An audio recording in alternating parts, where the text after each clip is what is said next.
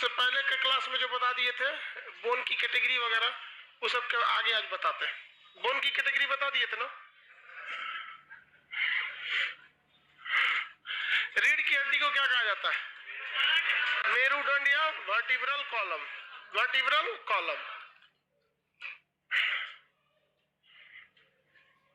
Vertebral column के बाद बताइए, जो जितनी लंबी हड्डियां होती हैं यानी जो लॉन्ग बोन होते हैं, वो क्या शरीर के नाजुक अंगों को रक्षा देते हैं?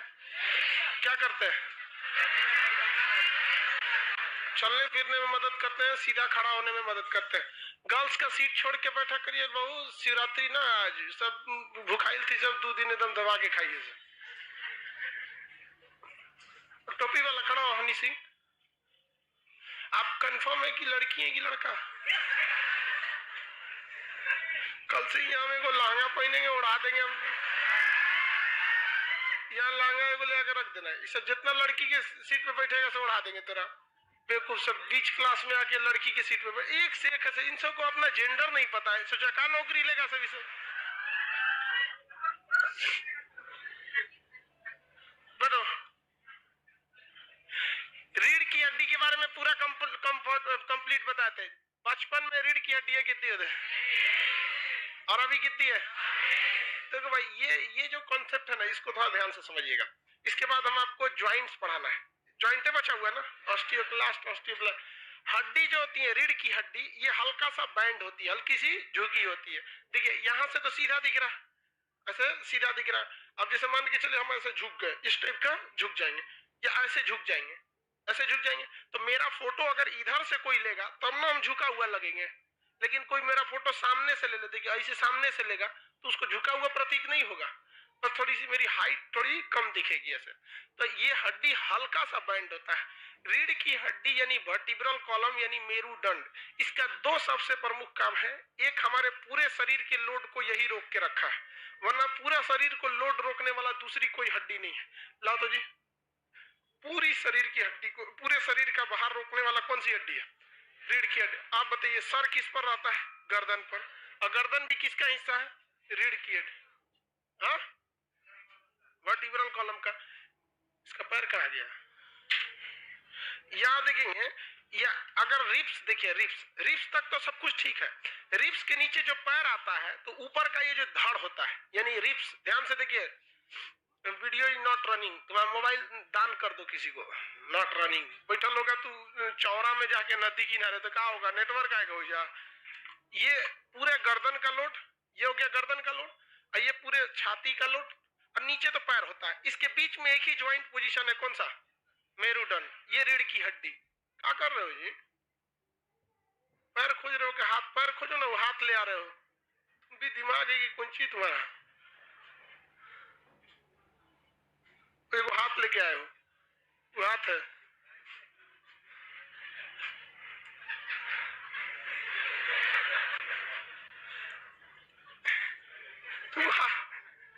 यहाँ पैर है, पैर यहाँ है, रहने दो।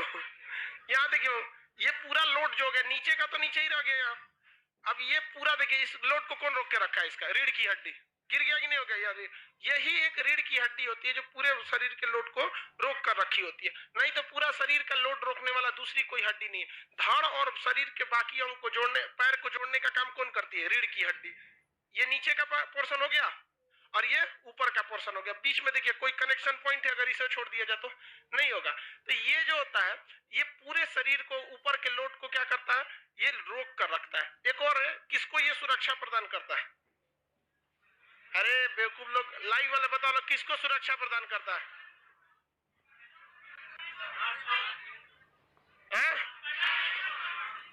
मेरुदंड को सुरक्षा प्रदान करता। मेरुदंड खुद है रे, स्पाइनल कॉर्ड को सुरक्षा प्रदान करता है, मेरु रज्जु को। वेरी गुड, मेरु रज्जु बोलते हैं। तो ये कई तो सुरक्षा प्रदान कर दिए आपने। इसकी संख्या आपको बताए थे, ऐसे 33 भी होगा, 26 भी हो सकता है, 21 कौन बोलता है इधर? इसको हम लोग 5 कैटेगरी में बांटते हैं। कितने कैटेगरी में? 5। इसका ऊपरी भाग जो होता है वो तो गर्दन में चला जाता है। इसका ऊपरी भाग किस में चला जाता है? गर्दन। गर्दन में जो चला जाता है उसे कहते हैं सर्वाइकल। क्या कहेंगे? सर्वाइकल। ऊपरी भाग जो गर्दन में जाएगा क्या कहलाएगा? सर्वाइकल कहलाता है। किसी को कोई दिक्कत नहीं? गर्दन की हड्डियों की संख्या क्या कहेंगे? सर्वाइकल। उसको C1 C2 C3 से लेके कहां तक ले जाएंगे? C7 तक। कहां तक जाएगा? C7। तो गर्दन की हड्डी क्या कहलाई? सर्वाइकल। आगे बढ़ जाए, गर्दन की हड्डी क्या कहलाएगी? सर्वाइकल कहलाएगी। सर्वाइकल की संख्या, सर्वाइकल की संख्या, इसे शॉर्टकट में क्या कहते हैं? सी। सर्वाइकल की संख्या 7। इसमें ना दो ठो बड़ा फेमस है, पहला हड्डी गर्दन का और दूसरा हड्डी, पहला और दूसरा। सबसे ऊपर वाले को कहते हैं एटलस। क्या कहेंगे? एटलस। सबसे ऊपर वाले क्या कहेंगे? एटलस। देखिए ग्रीक जो देश है ना, वहां के लोगों का ये मानना है कि ये धरती ना एटलस नामक एक दैत्य, एक राक्षस के शरीर पर खड़ी हुई है। तो पूरी ये पृथ्वी किस पर खड़ी है? एटलस नामक राक्षस यानी एक दैत्य के शरीर पर है। तो पृथ्वी भी गोल है, हम लोग का खोपड़ियों क्या है? गोल है। तो हम लोग का खोपड़ी भी जो है वो किस पर खड़ा हुआ है? एटलस बोन पर। ये खोपड़ियों जो किस पर खड़ा है? Atlas bone. तो C1 को क्या कहते हैं? एटलस। C1 को एटलस, C2 को एक्सियल, C2 को एक्सियल। क्या कहेंगे? एक्सियल। एक्सल और एक्सिस, एक्सिस होता है। C1 को क्या कहेंगे? एटलस। C2 को एक्सियल, एक्सिस। ये बोलिए तो, और एक्सिस। ये दो तो गर्दन की सबसे मेन हड्डी होती है, गर्दन की सबसे मेन हड्डी। तो गर्दन में हड्डियों की संख्या कितनी होगी? 7। दूसरा अब आते हैं हम लोग छाती में, क्योंकि ये पीछे से गर्दन से होते हुए यहाँ कैसे आया है? छाती तक। अब देखिए, छाती को इंग्लिश में हम लोग चेस्ट कहते हैं, हिंदी में वक्ष कहते हैं, इंग्लिश में थोरेसिक कहते हैं। क्या कहते हैं? थोरेसिक। तो ये था आपका सर्वाइकल। सर्वाइकल के बाद आता है थोरेसिक। क्या आएगा? थोरेसिक। तो पहली गर्दन की हड्डी क्या कहलाई? मतलब गर्दन वाले कितनी संख्या है? 7। गर्दन में हड्डियों की संख्या 7। दूसरा नंबर आता है कौन सा भैया? Thoracic. Thoracic, thoracic, thoracic. Thoracic में कितनी हड्डी होनी चाहिए भैया? 12 होनी चाहिए, क्योंकि 12 रिब्स किससे आके जुड़े रहते हैं? 12 ठो जो पसली है भाई, देखो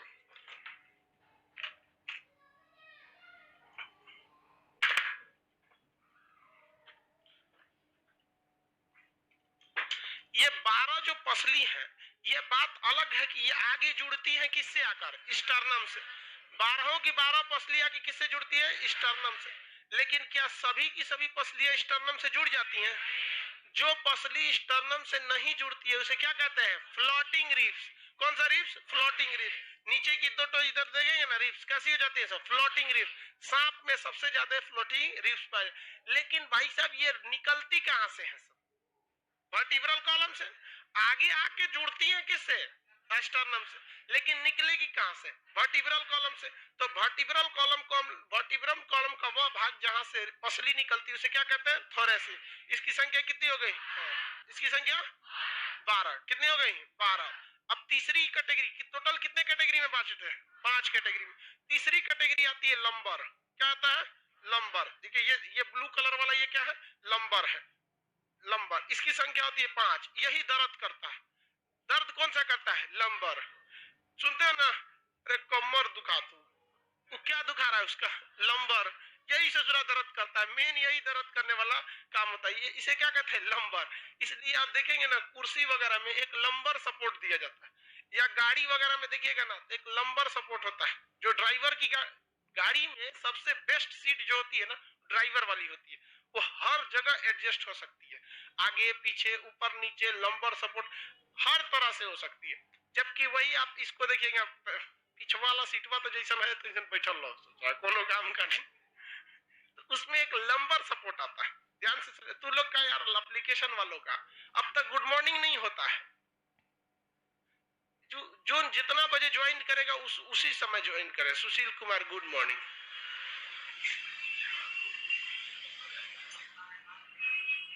जी हाल है ये सब का। देखो लंबर क्या होता है? दर्द यहाँ पे करता है। तो देहात में लोग लंबर सपोर्ट के लिए वो मशीन नहीं लगता है, वो तकिया रख ले रहता है। देहात में देखिए किराना के दुकान होगा ना, और वहां पे सेठ जी को ज्यादा देर बैठना है तो कुर्सी के पीछे क्या लगाते हैं? तकिया। कभी देखे तकिया के यहाँ लगता है? पीठ के पीछे यहाँ रहता है, यहाँ मेन कमर जो लोग बोलते हैं किसको बोलते हैं, लंबर को बोलते हैं, लंबर सपोर्ट। उसको लंबर सपोर्ट के लिए तो क्या लगा देता है, तकिया क्या लगा देता है। तो ये कौन सा हो जाता है भैया, लंबर को हम बी छोड़ दिए क्या, लामर लिख दिए हैं, लंबर सपोर्ट। कितना हो गया, 5। अब इसके नीचे चौथी जो कैटेगरी होती है, ये वाली एक बड़ी सी हड्डी होती है, ये होती एक ही तो है, इसे हम लोग कहते हैं सैक्रम। क्या कहेंगे, सैक्रम।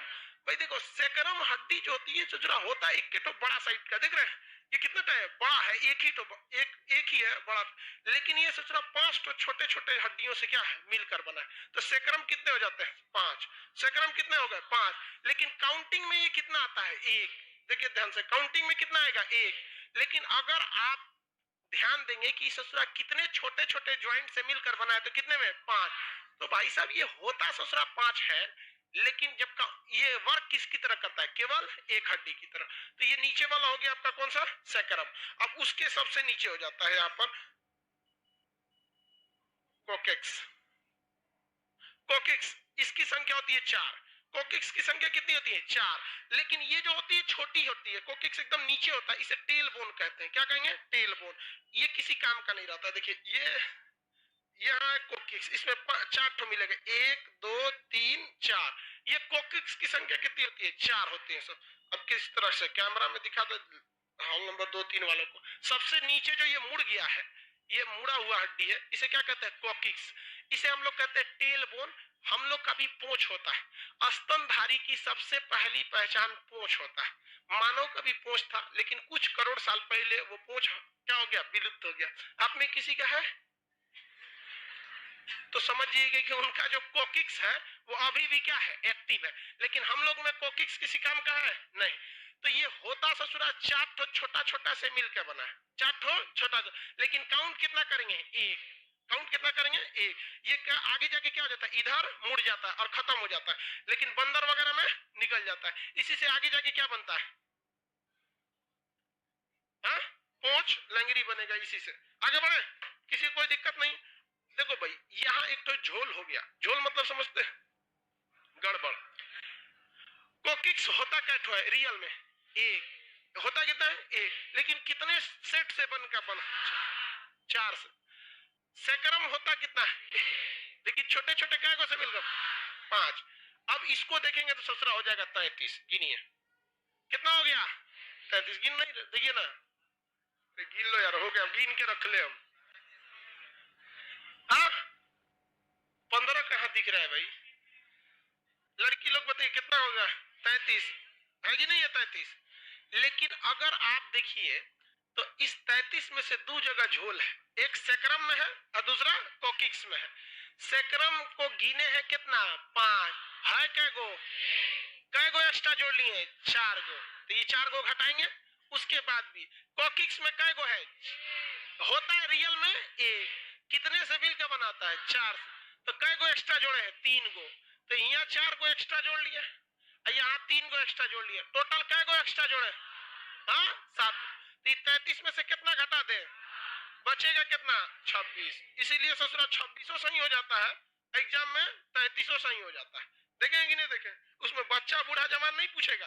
कभी पूछता है कि वर्टिब्रल कॉलम में हड्डियों की संख्या 33, सही हो जाता है। अब वही कभी पूछेगा वर्टिब्रल कॉलम में हड्डियों की संख्या 26, तो सही हो जाता है। पर दोनों नहीं देता है, एक साथ दोनों नहीं देगा।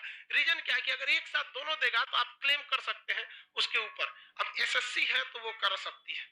ये तो एक लड़का कह रहा था कि सर हम एसएससी के लिए जो करंट अफेयर पढ़े थे ना, वो अब आधुनिक भारत का इतिहास हो गया पागल है एसएससी में। ये समझ में आ गया, किसी को कोई दिक्कत है तो बोलिए। यहाँ पे किसी को दिक्कत, अपना मटेरियल खोलिए, शायद ये फिगर ये नहीं बना है। देखिए जी मटेरियल एक आदमी तो फिगर बना है, अरे यार फिगर तो रीढ़ की हड्डी का बनले होगा। ये क्या बना हुआ है यहाँ पे, रीढ़ की हड्डी बना पेज नंबर 5 पर, नाम नहीं लिखा हुआ है, बस नाम आपके लिए छोड़ा गया था। पेज नंबर कितना पे, 5। नीचे रीढ़ की हड्डी बनी है, नहीं बनी है, ए बकलो वही है, हाँ वही है, पकड़। खोज रहा है वो। पहला पहला गर्दन वाला बना है, हम यहाँ बना के लिख देते हैं, देखिएगा आप लोग, इस टाइप का लिखना है आपको। फर्स्ट हिस्सा गर्दन वाला है, तो इसे क्या लिखेंगे, सर। आपका लिखने वाला इधर बना होगा। हा? पहला बोलिए तो पहला खंड सर्वाइकल, हिंदी में गर्दन।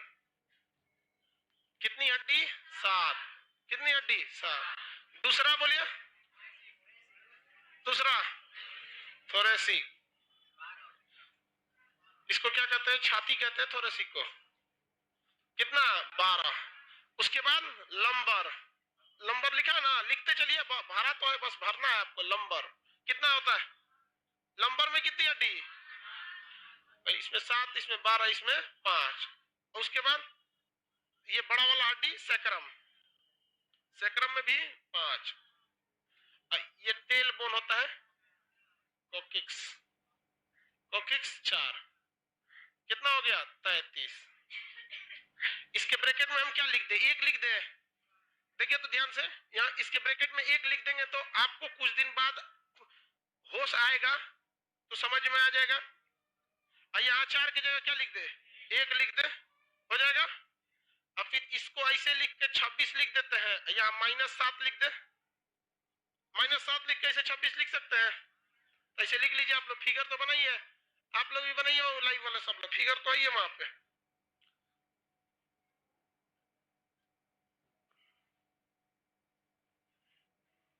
अब हमको ज्वाइंट पढ़ाना है।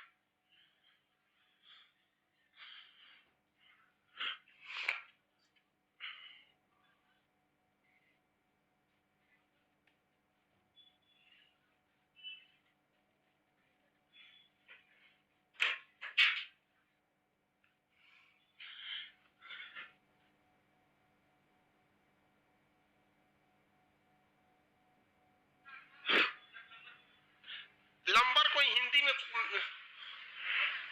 लंबर लिखो ना, देहात में कमर को कहता है डांड दर्द कर रहा है। लंबर को लिख दो डांड, उसको देहात में बोलता है सब कमर दर्द कर रहा है। देखो आंकड़ा पहनता है सब गांव में, देखिएगा ना, उसका दर्द करता है, उसको कैल्शियम की कमी है तो दर्द कर रहा है। हो गया। लास्ट वाला है COCCYX, कोकिक्स। क्या है, कोकिक्स।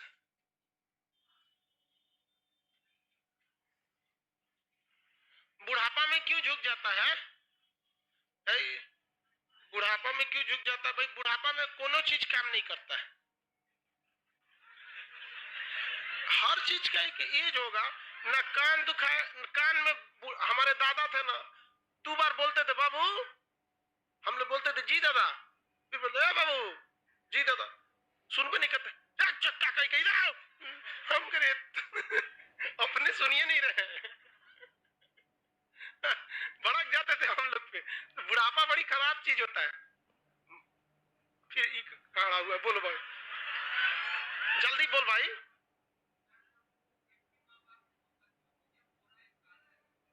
बेटो ये बेवकूफ वाला सवाल पूछता है। एक ही माँ बाप के 2 बच्चे में एक गोरा एक काला होता है, तो आप माँ को माँ समझिए ना, फोटोकॉपी मशीन समझ रहे हैं क्या, एक जैसा निकालेगा।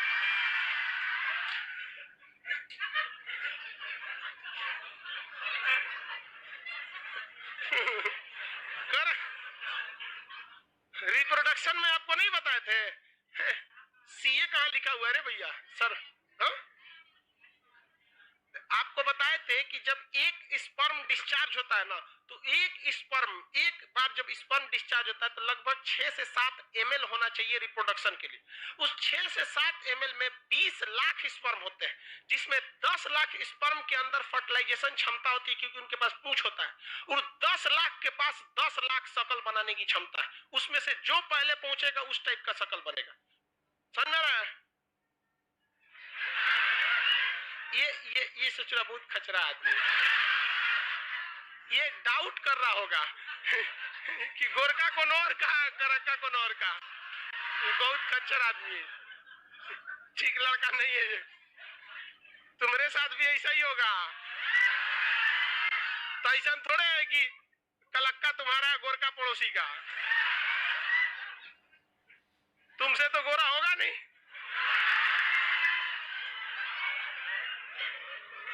याद है भाई। आगे बढ़े, देखिए मटेरियल में कैसे भरे हो, कहां भर ले बबुआ। सर्वाइकल को क्या कहते हैं? गर्दन 7, थोरेसिक 12, लंबर 5, बाकी है कौन लिखेगा रे 5, सब बोका आगे बढ़ जाता है सर, आगे बढ़ जाते हैं बाबू। हम हड्डियों में ना 3 अवस्थाएं होती है, चलो मेरे और ध्यान से समझो। हड्डी समझ में आ गया, गर्दन उर्दन समझ में आ गया, आप ज्वाइंट पढ़ाएंगे तो ये थोड़ा सा काम देगा। यहाँ पर ये 2 चीजें पूछ दिया है बाबू, ध्यान से देखिएगा। एक बार पूछा हुआ है कि रीढ़ की हड्डी का सबसे निचला भाग क्या कहलाता है? कॉकिक्स। क्या कहेंगे? कॉकिक्स। क्या कहेंगे? कॉकिक्स कहते हैं। रीढ़ की हड्डी के निचला भाग क्या कहलाता है? कॉकिक्स। और ऊपर का भाग क्या कहलाता है? सर्वाइकल। और सर्वाइकल में भी सबसे ऊपर एटलस, सर्वाइकल में भी सबसे ऊपर एटलस। तो ये सबसे ऊपर वाला एटलस और सबसे नीचे वाला कोकिक्स। सबसे नीचे क्या चला जाएगा? कोकिक्स। किसी को कोई दिक्कत नहीं, अब आगे बढ़ते हैं। हड्डियों की 3 अवस्थाएं होती है, ऑस्टियोक्लास्ट, ऑस्टियोब्लास्ट और ऑस्टियोसाइट। ऑस्टियोक्लास्ट जो होता है, देखिए आपके में पहला क्या है? ऑस्टियोक्लास्ट होगा, ध्यान से देखिए। ऑस्टियोक्लास्ट पहला कौन सा है? ऑस्टियोक्लास्ट है, देखो जल्दी लाओ। पहला यहाँ पे नंबर 7 पर लिखा है ऑस्टियोक्लास्ट, ऑस्टियोब्लास्ट और ऑस्टियोसाइट, 3 है ना पेज नंबर 7 पे। ऑस्टियोक्लास्ट हड्डी जो होती है वो पूरी तरह से खराब हो गई रहती है। क्या होती है? खराब हो गई रहती है। तो ऑस्टियोक्लास्ट हड्डी कैसी होती है? खराब हड्डियों को खा के खत्म करने वाली हड्डी होती है ऑस्टियोक्लास्ट। ऑस्टियोब्लास्ट जो होता है ना, हड्डियों में कोशिका विभाजन की अवस्था को दर्शाता है। कोशिका विभाजन की अवस्था को क्या करता है? दर्शाता है। हड्डियों में बहुत बहुत तेजी से वो क्या करता है? फार्मिंग करता है। तो बोन फार्मिंग सेल होता है। तो पहला कौन सा था भैया? ऑस्टियोक्लास्ट। ऑस्टियोक्लास्ट को क्या कहा जाता है? बोन ईटिंग सेल लिखा है, और क्या लिखा है? Bone eating cell. समझिए क्या होता है। ऑस्टियोक्लास्ट जो होता है वो एक तरह का बोन ईटिंग सेल है। जिस तरह हमारी कोशिकाओं में लाइसोसोम था, वो क्या करता था? ईटिंग सेल था एक तरह से। दूसरा कोई गड़बड़ रहेगा तो खा के क्या कर देगा? खत्म कर देगा। तो ऐसी ही जरूरत हड्डियों में भी तो पड़ेगी भाई। क्या हड्डियां होंगी? मार दीजिए, देखें हड्डी कभी कभी काला हो जाता है, चोट वोट लग जाता है तो काला हो जाता है, देखेंगे नहीं?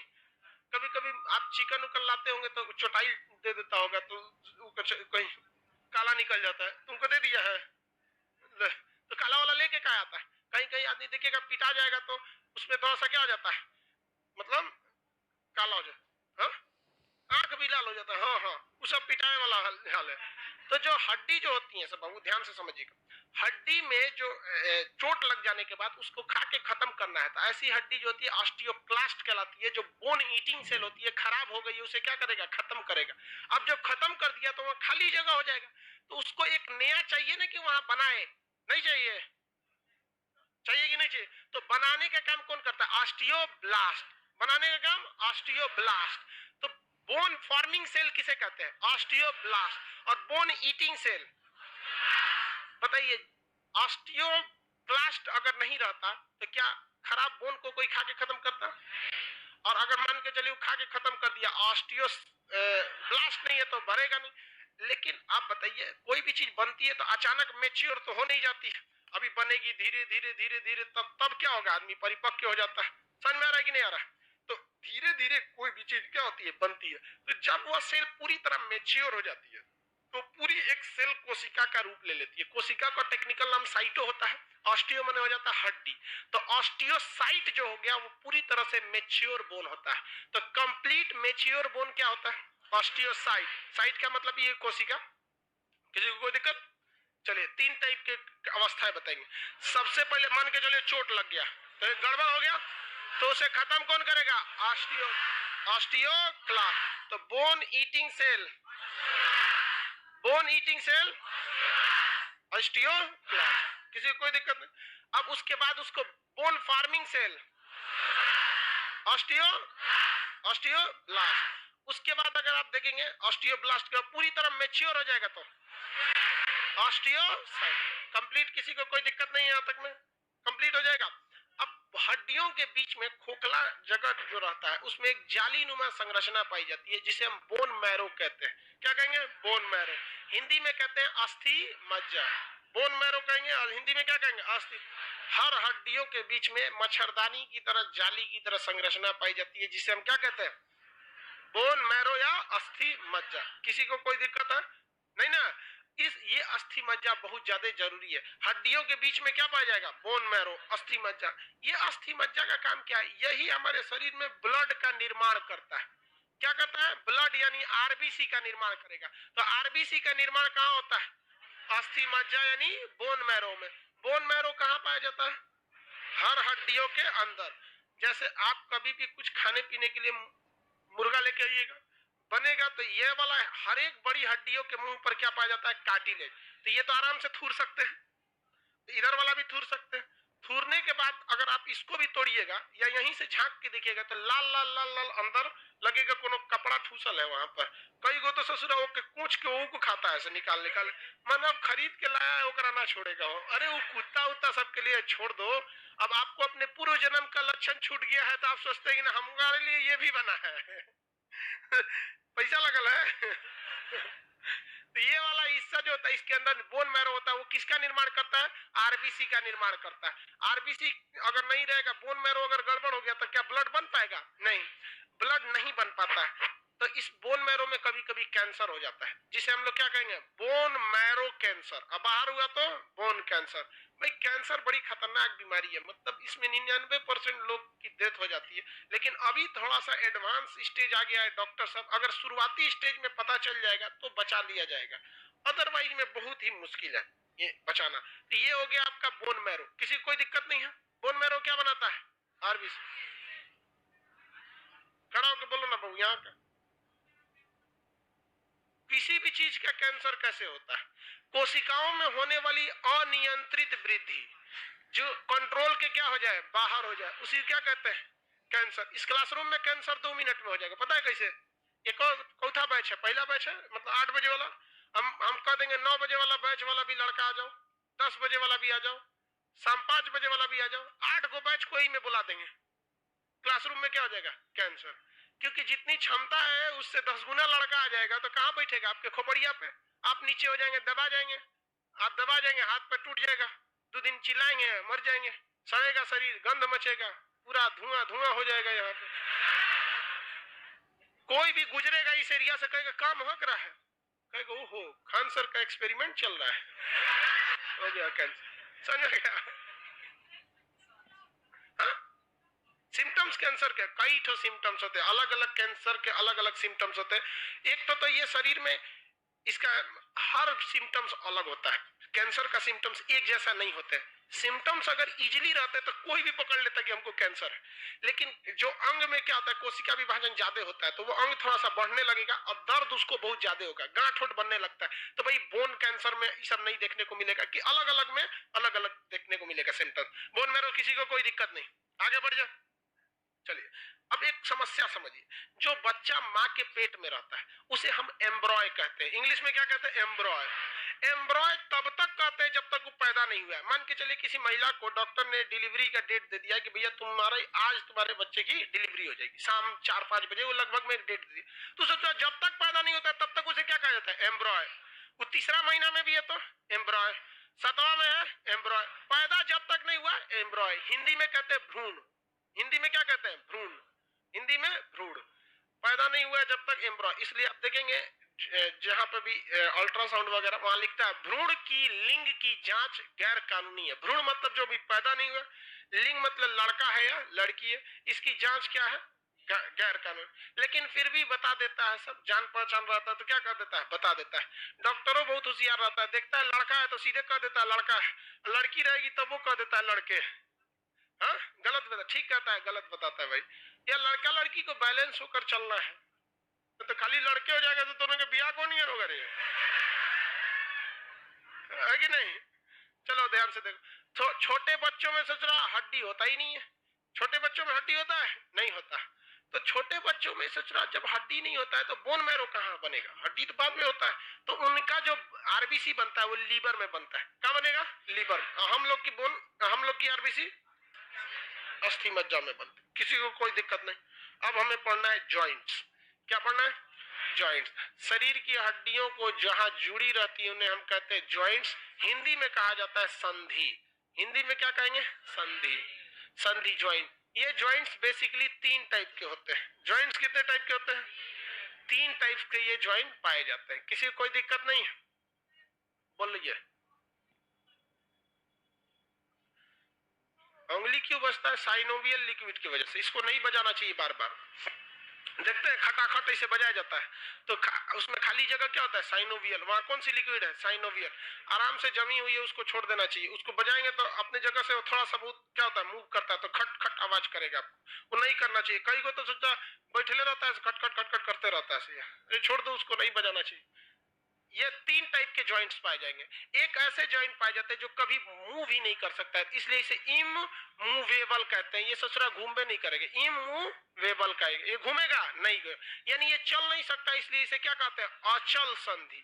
अचल संधि, इसे हम लोग रेसेदार भी कहते हैं। क्या कहते हैं, रेसेदार संधि। इसी को हम लोग सूचर संधि कहते हैं। क्या कहेंगे, सूचर संधि के नाम से जाना जाता है। इसे जो घूमे फिरवे नहीं करता है, एक जगह पड़ा रहेगा। जैसे खोपड़ी की हड्डी, ये देखिएगा, ये खोपड़ी की जो क्रेनियम की हड्डियां हैं, ये क्रेनियम की कितनी होती है, क्रेनियम में 8। ये रेसेदार संधि कहिए, सूचर संधि कहिए, अचल संधि कहिए, इमोबाइल कहिए। ये घूमेगा नहीं होता है, ये घूम ही नहीं सकता है, कभी भी नहीं घूमेगा। ये घूमेगा तो मत समझिए कि कोई आपको 2-3 बांस मारा है, अब आप मरने वाले हैं बहुत जल्दी।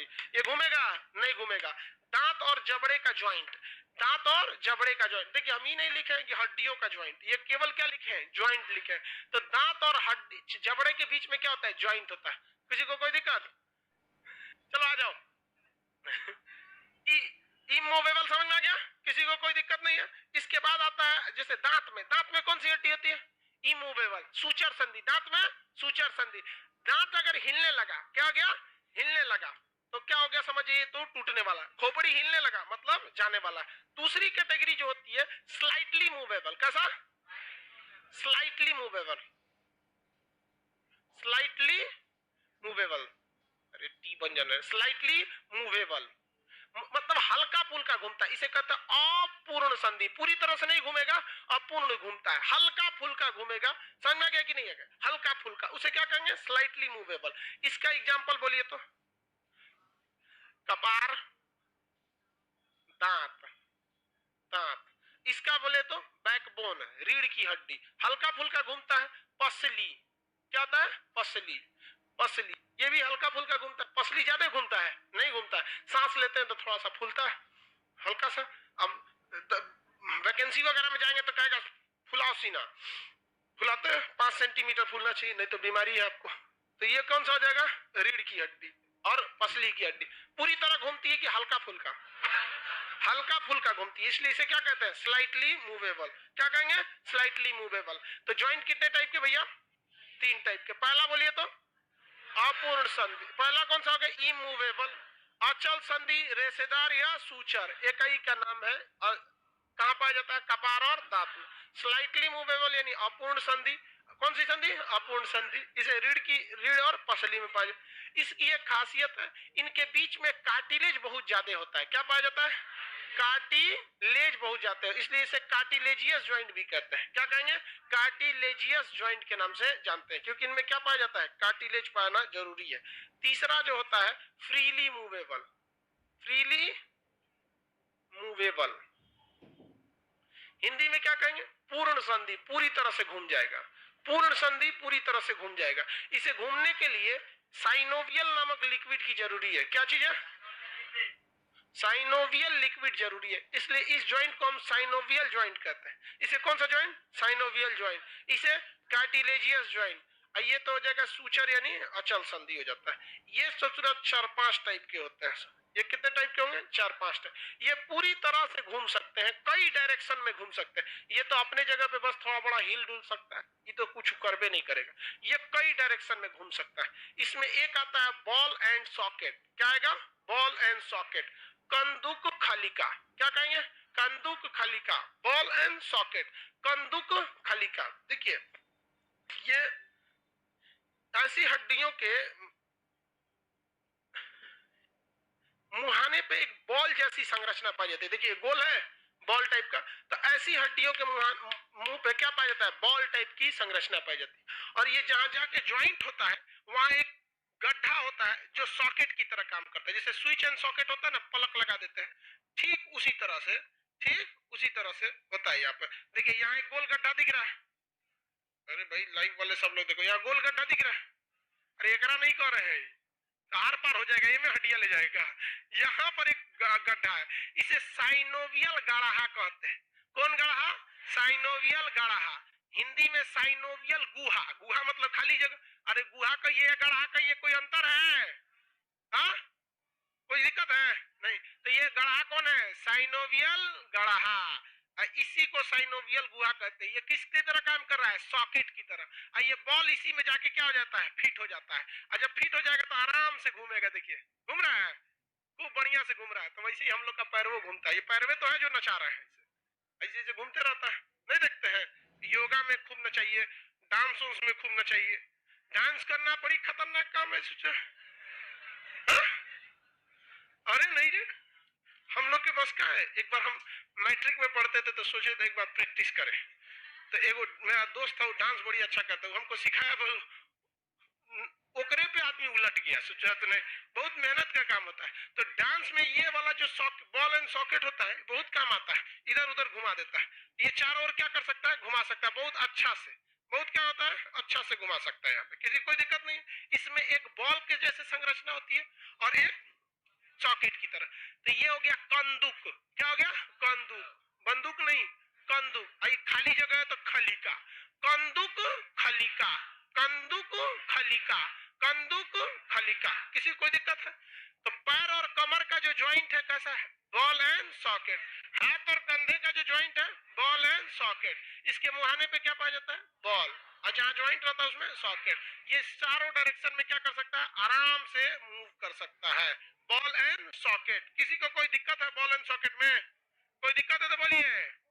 कोई दिक्कत नहीं है। इसी का छोटा भाई होता है जिसे कहते हैं सैडल। इसका छोटा भाई क्या होता है? सैडल। वो अंगूठा में पाया जाता है। देखिए अंगूठा भी ना चारों ओर घूम सकता है, दिख रहा है? तो बॉल एंड सॉकेट का छोटा रूप क्या कहलाता है? सैडल। याद कैसे रखिएगा? देखिए बॉल एंड सॉकेट में यहाँ एस है, यहाँ एस से सैडल। हो गया कि नहीं हो गया? एस से क्या हो गया? Saddle. Ball and socket, ball and saddle नहीं रे भैया, बॉल एंड सॉकेट का छोटा रूप क्या कहलाता है? सैडल। बॉल एंड सॉकेट का छोटा रूप सैडल। किसी को कोई दिक्कत? आगे बढ़ जाए। इसके बाद आता है आपका हिंग बोन, हिंज। हिंज बोन को हम लोग कहते हैं कब्जा संधि। हिंज बोन को क्या कहेंगे? कब्जा संधि। हिंज बोन, कब्जा संधि। दरवाजे का कब्जा। किसका? दरवाजे का कब्जा।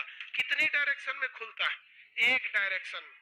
एक डायरेक्शन। कब्जा अगर लगा रहेगा तो एक डायरेक्शन में खुलेगा, और रोटर लगा रहेगा तो दोनों डायरेक्शन में। कब्जा में एक ही तरह से खुलता है। ऐसे ही हमारे शरीर में भी एक कब्जा लगा है, ठेहुना में। कहां पर? ठेहुना में। ठेहुना नो समझते हैं? नी कहता है इंग्लिश में। इंग्लिश में से क्या कहता है? नी। अजबे नाम है नी। हिंदी में ठेहुना, घुटना कहते हैं। तो ये घुटना जो है इधर भी घूम सकता है। देखिए घुटना पीछे की ओर घूमता है कि नहीं? पैर कैसे रहता है? पीछे की ओर आ जाता है पैर। आगे की ओर भी घूम सकता था, लेकिन आगे छोटका हड्डिया का नाम क्या है? पटेला। ये कहता है इधर कहाँ उलट जाओगे, इधर मत आओ। इसलिए हम लोग का जो ठेहुना है वो आगे से क्या है? लॉक है। केवल किधर से घूमता है? पीछे से। इसलिए हम अपना पैर पीछे मार सकते हैं, आगे की ओर नहीं झुक सकते। कि पीछे की ओर से बैठ सकते हैं, आगे की ओर झुकेंगे तो कमर से झुकना पड़ेगा। घुटनों से झुकेंगे गिर जाएगा आदमी, वहीं ना अजीबे टाइप का गिरेगा। वहां घुटना पे से होगा तो पटेले टूट जाएगा। समझ में आ गया कि नहीं? केहुनी में तो पटेला नहीं है, तो केहुनी की हड्डियां थोड़ा सा आगे जाके लंबी हो गई है, ताकि वही खुदे जाके क्या हो जाती है? लॉक हो जाती है। तो केहुनी कैसा है? Hinge bone. केहुनी, केहुनी कैसा है भाई? Hinge bone. ठेहुना, हिंज बोन। इसे क्या कहते हैं? कब्जा संधि। इसे कंदुक खलिका, सैडल को सैडल बोलिए, इसे क्या कहेंगे? कब्जा संधि। कौन सा संधि? कब्जा संधि। दरवाजे के कब्जा के समान होता है। ये कहां पाया जाएगा भैया? बॉल एंड सॉकेट, हाथ पैर, बॉल एंड सॉकेट। तो यहाँ आके जड़ा है, यहाँ पे यहाँ पे सैडल उसी का छोटा रूप है अंगूठा, छोटा रूप है कहाँ पर आ जाएगा अंगूठा में। हिंज बोन केवनी और ठेवना, हाँ अरे घुटना नहीं बोल ठेवना बोलो, सीधे समझ में आता है, समझ में गया। घुटना मतलब लगता है कि कोई बढ़िया आदमी बोल रहा है, मतलब ठेवना भी घुटना भी बोलेगा चलेगा, नी कोई नहीं बोलेगा, सीबीएसई वाला होता है नी बोलेगा उसको। हिंज बोन को हिंदी में क्या कहेंगे कब्जासन। आगे बढ़े, इसके बाद एक होता है ग्लाइडिंग। क्या होता है ग्लाइडिंग। ग्लाइडिंग के बाद होता है पाइवोट। पाइवोट यहाँ होता है ग्लाइडिंग। ग्लाइडिंग, ग्लाइडिंग क्या होता है भाई देखो, पैरासूट देखे, पैरासूट ग्लाइड करता है तो पैरासूट जो होता है इस तरह से होता है, उसको इधर से खोल, इधर से खींचिएगा ना तो हल्का सा इधर से पचक जाता है, कभी इधर से पचक जाता है, उसी से वो डायरेक्शन को क्या करता है लेके चलता है। पैरासूट इस तरह से थोड़ा सा इधर से मुड़ा सकते हैं, इधर से मुड़ा सकते, रस्सी होता है ऐसे ऐसे करने वाला, देखते हैं कि नहीं देखते हैं? कई को डरपोक सब सोचो पैरासूट पे चल जाता है अरे तो वो भी ना हल्का सा ग्लाइडिंग जो होता है ना, हल्का सा केवल फिसलता है, जैसे कलाई की है, कलाई ये हथेली जो है ध्यान से देखिए, हथेली है इसकी जो 5 हड्डियां होती है मेटाकार्पल की, हथेली पे कितनी हड्डियां 5, मेटाकार्पल का, इन्हें अगर आप आपस में दबाएंगे तो हल्का सा ये दब जाता है, देखिए दब गया कि नहीं दब गया। अब ये एक दूसरे पे क्या करते हैं सब फिसलते रहते हैं, एक दूसरे पे क्या कर सकते हैं फिसल सकते हैं, तो वैसी हड्डी जो एक दूसरे पे फिसलती है उसे क्या कहें ग्लाइडिंग। ग्लाइडिंग हड्डी होती है, देखिए फिसलती है। बचपन में आप क्या करते होंगे, किसी का हड्डी हाथ मिलाते हो पकड़ते होंगे, इधर से दबा लेते होंगे और तब दाबते होंगे इधर से, सोचा उसकी हड्डी को फिसलने मत दीजिए, उसके बाद दाबिए उसको, सोचा बाप बाप चिल्लाता था बचपन में, गजब गजब होता था। हा?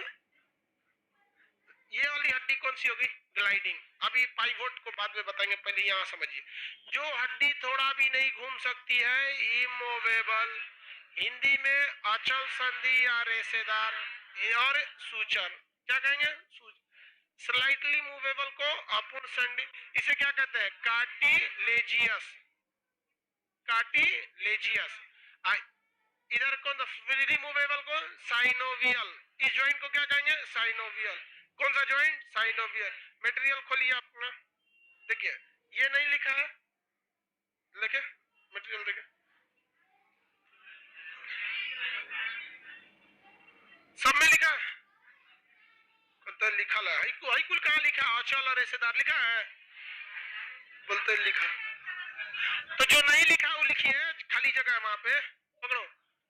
इमूवेबल और अचल लिखा है, रेशेदार और सूचर नहीं लिखा है, तो रेशेदार और सूचर लिखिए। स्लाइटली अपूर्ण लिखा होगा, कार्टिलेजियस नहीं लिखा होगा उसको लिखिए, इसमें साइनोवियल नहीं लिखा होगा उसको लिखिए, हल्का हल्का सा लिखते चलिए ताकि लगे कि नहीं मटेरियल में भी कुछ काम कर रहे हैं।